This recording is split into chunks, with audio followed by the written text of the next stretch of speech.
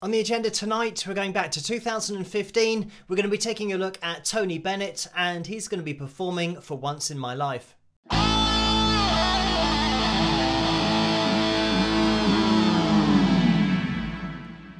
Hello, Phil here from Wings of Pegasus, and welcome to another analysis video. First of all, thank you guys for all of the requests for this particular video tonight following the sad news that Tony passed away recently.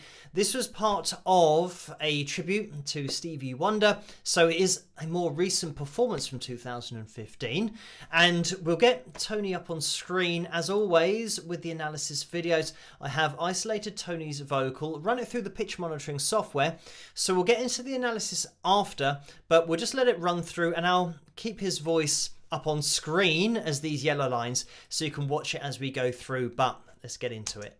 What he's doing is he's not acknowledged as one of the great jazz artists that ever lived. He starts playing and it's completely spontaneous, it's right off the top of his heart, and he gives it out and he gives you all. And he's just one of the great jazz artists that ever lived. For once in my life, I have someone who needs me. Someone I've needed so long. For once, unafraid, I can go where life leads me. And somehow I know I'll be strong.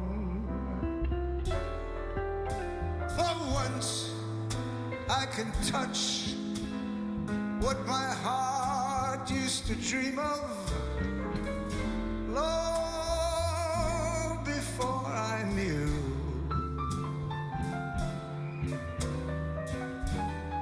Someone warm like you would make my dreams come true. For once in my life, I won't let sorrow hurt me, not like it's hurt me before. For once I have someone I know won't desert me. I'm not alone anymore. For once I can say, this is mine, you can't take it. As long as I know I have love, I can make it. For once in my life, I have someone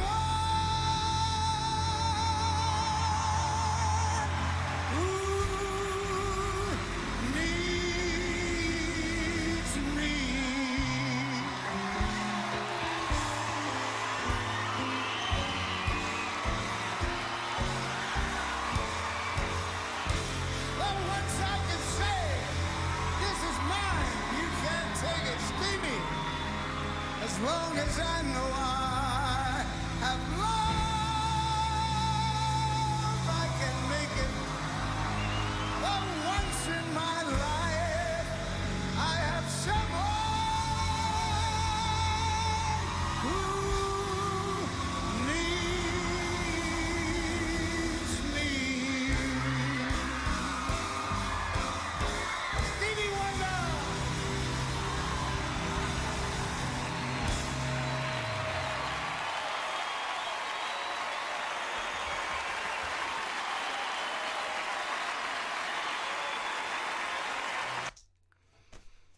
And there we have it.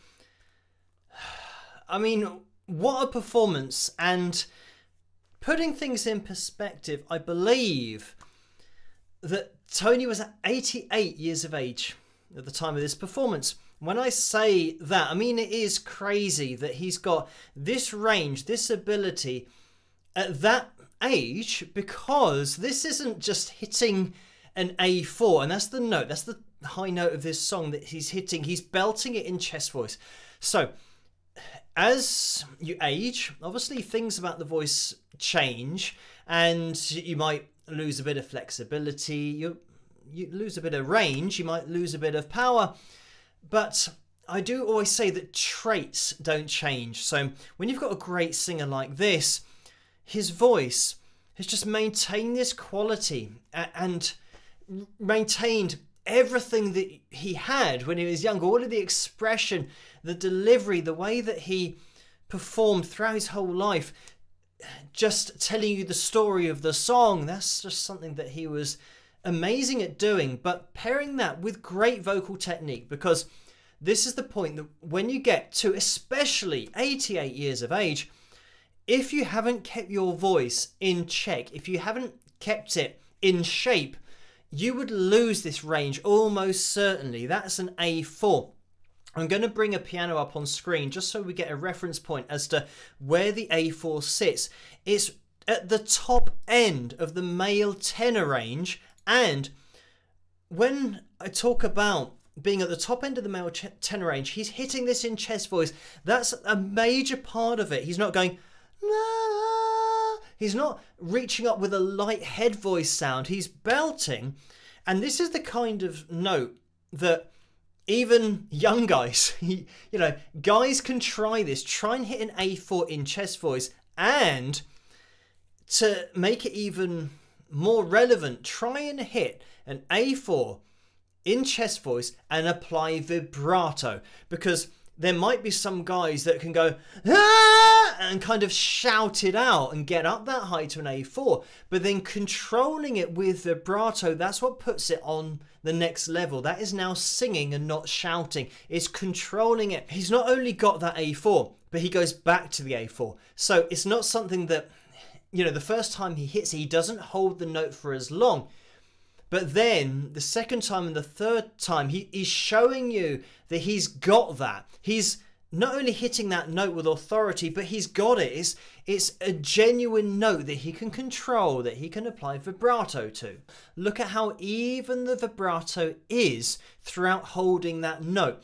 And this is something that actually, as singers age, a lot of singers lose control of their vibrato, or probably more likely what's happened is when they were younger, they just had a natural vibrato that wasn't particularly wide. When I say wide, I mean covering pitch. This is quite tight, this vibrato that we've got high up in Tony's range. But as singers age, their vibrato tends to get a little bit more wild. And what I mean by that is kind of going, getting that kind of sound where you're covering so much pitch you lose that reference point of where the note is. So if I go you know which note I'm singing. If I go and apply a tighter vibrato, it's just making that note sing. When you go now the note disappears because it's in there somewhere, but that's too wide. And that, and probably not quite as exaggerated as that, but that kind of thing can happen to singers as they age, because their vibrato is just something they relax into. And once they relax into that vibrato, it does what it does. And when they're younger, it just tends to be a little bit tighter, and as they age, it gets looser, therefore being unable to control it because they've never controlled it in the first place. It's just happened. We've got the case here that you can tell his vibrato is controlled because of the way that earlier in the performance we can see these periods of wider vibrato covering more pitch. So let me just take this back and we'll have a listen, and I will take out the accompaniment so that we can just hear Tony's voice by itself. It's me. You can hear how it's ever so slightly wider. Now let's just take this back again, especially in these lower parts of his range. Here we've got quite a wide vibrato there, but this is the point, that this is expression. This is what you get in a live vocal, but more importantly, a live vocal that isn't auto-tuned or pitch corrected. This is totally live, just a great performance. And yeah, I keep on having to remind myself, but remind you as well, of his age during this performance. It is amazing. So the vibrato we saw previously covered about 50 cents. So it was going about halfway to the next note, but it never touched the next note. Whereas here, that wider sound, you can see these lines here going across the screen are the notes, and the names are over on the left-hand side. We're on the E3, but we go up and above the F3, and when we come down, we've got the D sharp 3, which is the same as the E flat 3. We're actually going past that. So that's what I mean. We're going over 2 semitones, higher and lower, with that sound. And that's why it sounds like that, because you're covering more pitch. He had that ability to dance on that tightrope between talking and singing, so that he was still singing, but it sounds like talking on pitch. He still had that ability to connect to an audience with that kind of tone and expression of talking in his voice. But let's just listen to this isolated vocal. For once, unafraid, I can go where life leads me. Great example there with the unafraid, but then reining it back in for the pitch being strict. Unafraid, I can go where life leads me. And just by the way, bang on the B3. And somehow. And this is the other thing that he does, just going and throwing his voice up, just absolutely spot on with the D4. It's just one of those notes that happen, you know, blink and you miss it. It happens so quickly, but he is so accurate with it. It's just like hitting notes right between the eyes when he wants to. I know I'll be strong. And then he'll go back up into it, tighter vibrato, and then again that characteristic wider vibrato, which we'll have a listen to this, because again it's going to stand out because of how wide it is, the pitch that it covers. Somehow I know I'll be strong. So you can hear how much more dramatic that sounds when actually we're on the G3 and we're going up 2 semitones now above the note, as well as going a semitone below. So yeah, a really wide vibrato there. For once, I can touch what my heart used to dream of long before I knew. And again, vocal control, love that, the way that we've got this really strict E4, sorry. We've actually got such a relaxed vocal sound that it does sound like he goes into vocal fry just momentarily. Let's have a listen. Long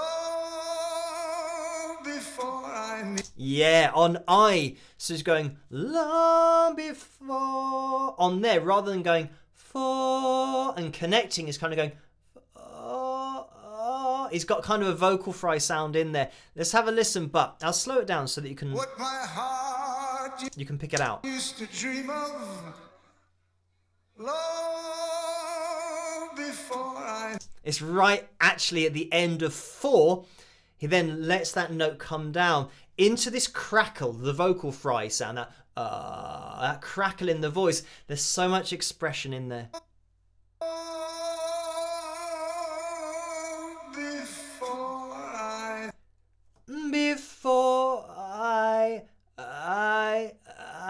I mean, it's really subtle. Obviously, the depth of tone that Tony has in his voice just makes it sound great. Would make my dreams come true. Again, another example here. This is now going up to the E4, just absolutely bang on, and he's going nah, and he's coming back down to the D4, and you know we're so accurate vocally here. I mean, it would just be massively impressive from anybody, you know, a young singer, but Tony just having this kind of accuracy and control of his vocal cords at this age. As I said, he's just got everything that he had when he was younger. So, I mean, it's just great to listen to. For once in my life, I won't let sorrow hurt me. Not like it's hurt me before. Once I have someone I know won't desert me. I'm not alone anymore. For once I can say, this is mine, you can't take it. As long as I know I have love, I can make it.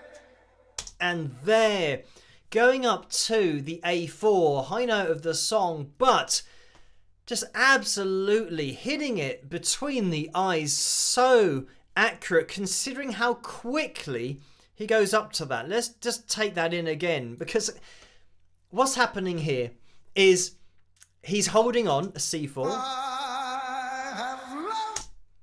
and listen to how quickly his vocal cords are snapping to that A4, which is a really high note, and he's not snapping to that point with a light vocal cord configuration such as head voice. When Tony's throwing his voice up to that A4, it's still in chest voice. He's not going na na ah, yeah, and doing a really light voice and trying to kind of find where that note is.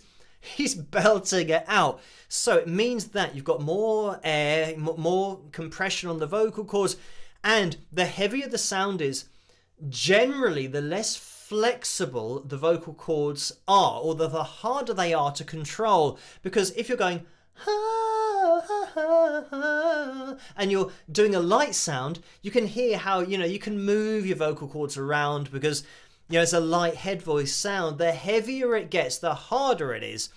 And this sound is as heavy as it gets, but he's nailed the A4. So yeah, I mean, I've already said it, it would just be amazing for a young vocalist to do this. The way that he puts on that showmanship side of it, which is a huge part of it, acting out the lyrical content of the song, is definitely something that Tony just did so naturally as well. I can make it for once in my life. I have someone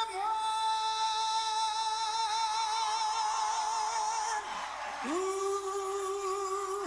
needs me. I mean, that is just great. Again, vocal accuracy, G4, and you can actually, not even hearing the notes, you can see, because he's so accurate, you can see we had a G4, then we had an F4, then we had an E4, and you can literally follow that rundown that he's done. Obviously, trying to fit into this video all of Tony's achievements is going to be impossible when you think about the fact that he's won 20 Grammy Awards, sold over 50 million albums. I do want to mention in this video, though, how easy it would have been for Tony to not have the career that he had and not have the longevity that he had throughout his career, because when you factor in that, he started in the early 50s, 1951 was his first big hit, and the fact that he was actually fighting at the latter stages of World War II, but in the early 50s with Because of You, that was his first #1 hit. Throughout the 50s, massively popular, and then I Left My Heart in San Francisco, which was another huge hit for him, and that was in 1962. So throughout the 50s into the early 60s, he was really popular, selling loads and loads of records. But when you then get into the 60s, it was exactly the same problem that everybody had, especially singers who were in that jazz bracket and were doing very well at that stage, and singers that were considered crooners as well. In the 60s, the whole British invasion thing happened over in the USA, which meant that a lot of artists were then not in the spotlight anymore. It was all now about rock and roll, and late 50s, 60s, late 60s, the Beatles. A lot of artists survived by changing what they did, i.e. performing covers of songs that were popular at the time and in the late 60s. But this is something that Tony, it wasn't something that he wanted to do, and I think he did try it, or at least the record label would force him to try and do this, because, you know, other artists were surviving by doing this and still making sales, but it just wasn't part of his DNA. So he set up his own record label, but unfortunately he couldn't get a distribution deal with any other record labels, and it meant that he had no recording contract, he couldn't get his music out there, he didn't have a label because his label, you know, just disintegrated, went bust, he didn't have a manager, and that led to, I mean, in the late 70s, drug addiction, and even to the point where the IRS tried to seize his home in Los Angeles. In 1979, he had a near fatal cocaine overdose. So when I say about his career and his life potentially going in a totally different direction, it doesn't get any more different than that. And at this time he reached out to his sons, and that was Danny and Day, just asking them about, you know, what to do and whether they could help him. And Danny and Day actually had their own band at the time, and Danny realized that his strength, I mean, it wasn't for music. He had you know, business acumen, he had financial sense, so he realized that he could help his dad with his finances, and that's exactly what he did. So Danny became Tony, his dad's manager, and started to get all of the finances in order. And I know that one thing he did do was book Tony in for gigs, and just lots and lots of different gigs, not just Las Vegas, but, you know, pubs and clubs, in order to just kind of get him out there even more. And something that happened in the 90s, again, this is all Danny's doing, was making him relevant to the younger audience by booking him onto TV shows that were very popular at the time, such as David Letterman and Conan O'Brien.